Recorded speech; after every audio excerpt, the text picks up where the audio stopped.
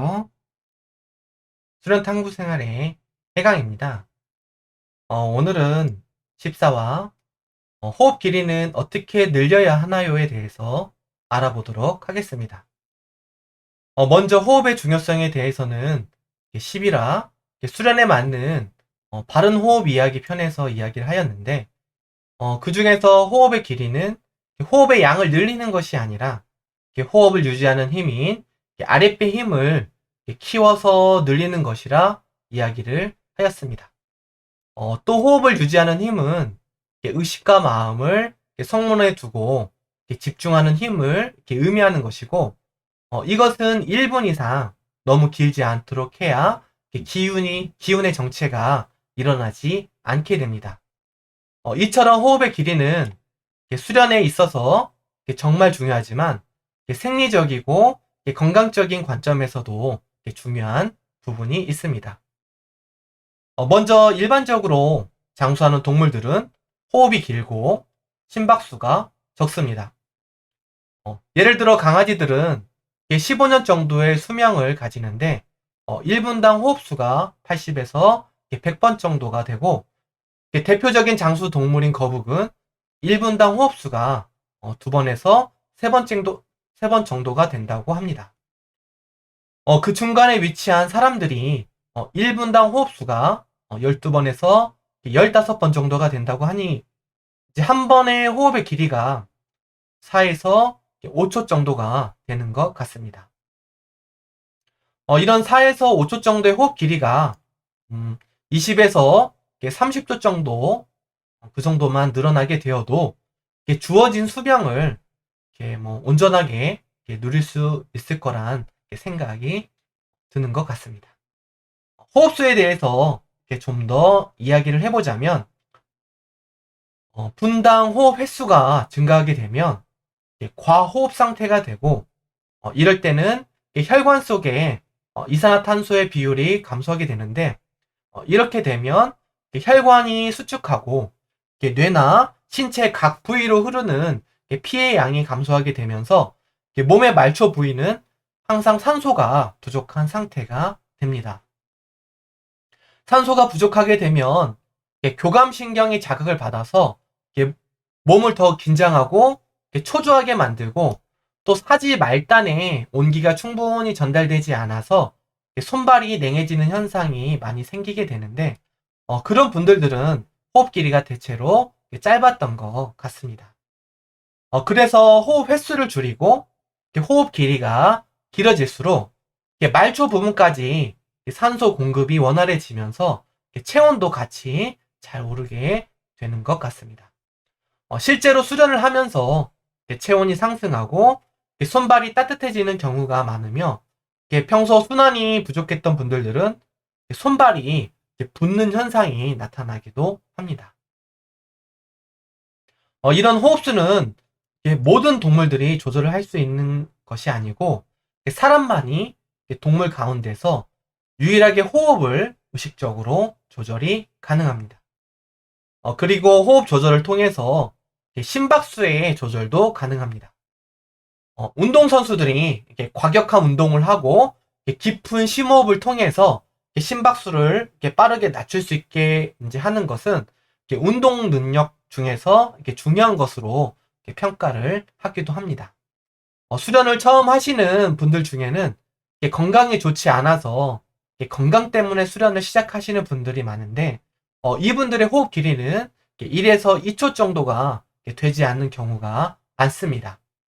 이런 분들이 자신의 현재의 호흡을 기준으로 해서 움직이기 힘든 경직된 복부를 먼저 이렇게 부드럽게 만들어주고 아랫배의 힘을 키워가면서 호흡을 유지하는 힘을 조금씩 늘려나가다 보면 어느새 10초 이상의 호흡을 하면서 건강도 많이 회복이 되는 모습을 볼 수가 있습니다. 여기서 호흡 길이를 호흡의 양, 폐활량으로 이렇게 늘리려고 하면 11-2화에서 설명한 것처럼 되려 불필요한 힘이 이렇게 많이 들어가서 호흡에 버거움이 생기고 복부가 더욱 경직이 되고 의식과 마음의 이렇게 유지가 잘 이루어지지 않고 불란스러워지기만 합니다. 그래서 호흡의 길이는 자신의 현재 호흡을 길이로 이제 자연스러움과 편안함을 기준으로 해서 조금씩 조금씩 늘려가야 합니다. 몸과 이렇게 마음에 이렇게 많은 이렇게 부하와 이렇게 스트레스를 받고 있는 그런 이제 현대인들은 이제 호흡의 길이가 이렇게 짧은 뿐만 아니라 이제 들숨과 날숨이 연결되는 그런 시간도 자연스럽지 못하고 매우 이렇게 짧습니다. 들이쉬고 내쉬고가 이렇게 자연스럽게 연결되지 못하고 내쉰 다음에 숨이 거의 이렇게 쭉 이렇게 끊어진 상태에서 들이쉬는 숨을 이렇게 이어가는 경우가 많은데 이제 본능적으로 몸에 쌓인 어떤 이제 열기라든지 그런 이제 탁기 등을 배출하기 위해서 이제 한계까지 이렇게 내쉰다고 보시면 될 것 같습니다. 그렇게 내쉬는 게 길다 보니까 그 자신의 호흡 길이에 비례해서 들이쉬는 이제 숨이 짧아지게 돼서 수련을 하는데 이렇게 적절한 5대5나 6대4 정도의 호흡 비율을 맞추기가 어렵게 됩니다. 이런 부분들은 이렇게 앞서 12에서 13화 영상을 따라서 호흡 훈련을 하시게 되면 자연스럽게 기본적인 성문 호흡법에 조절이 되기 시작을 합니다. 그렇지만 호흡 길이를 늘리는 부분에 대해서는 사람마다 그것을 인지하는 정도가 많이 다릅니다. 일반적으로 평소 호흡 길이가 4에서 5초인 사람의 경우에는 들숨과 날숨의 길이가 여기서 보는 것처럼 이렇게 짧으면서 내쉴 때에도 호흡이 끊어지는 경우가 제법 있었습니다.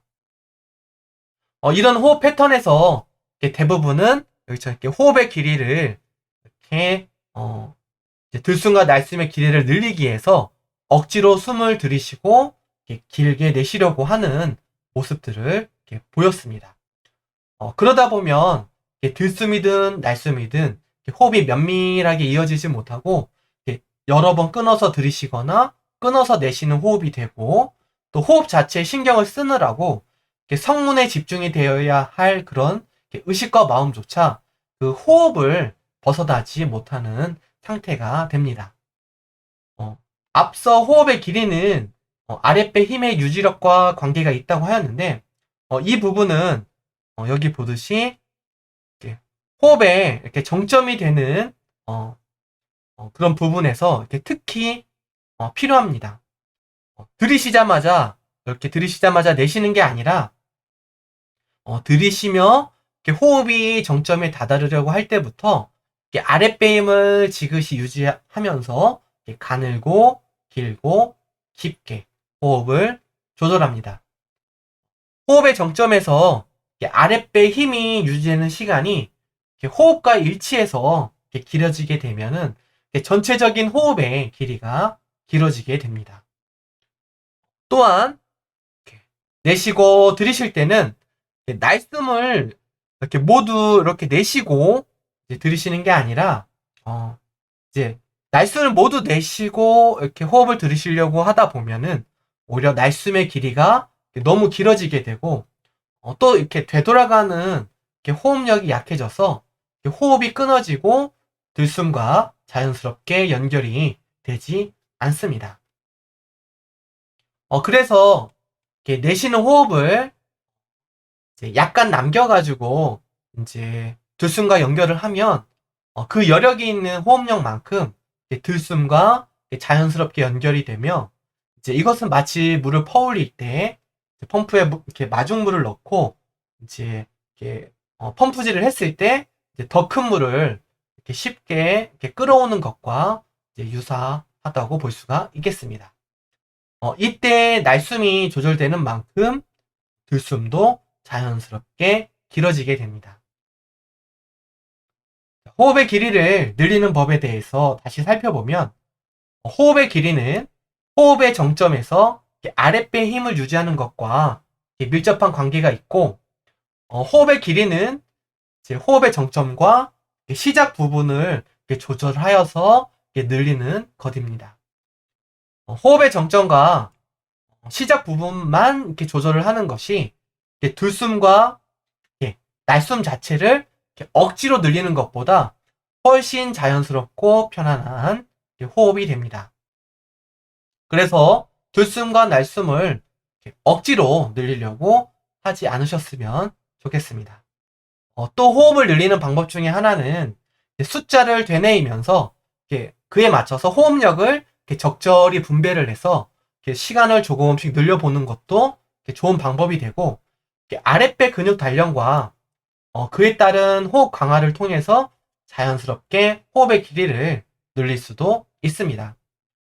이는 행공이라는 이제 본수련을 잘 할 수 있게 기운을 작용시켜주는 어떤 이렇게 특정 동작들을 취하고 그것을 견디어내는 이제 힘겨움 속에서 호흡을 깊고 강하게 하면서 단련이 될 수가 있습니다.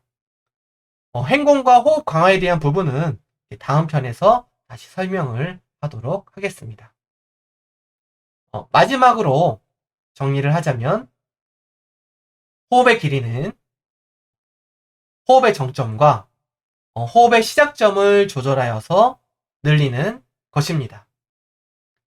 여기서 호흡의 길이는 호흡의 양을 늘려서 만드는 것이 아닙니다.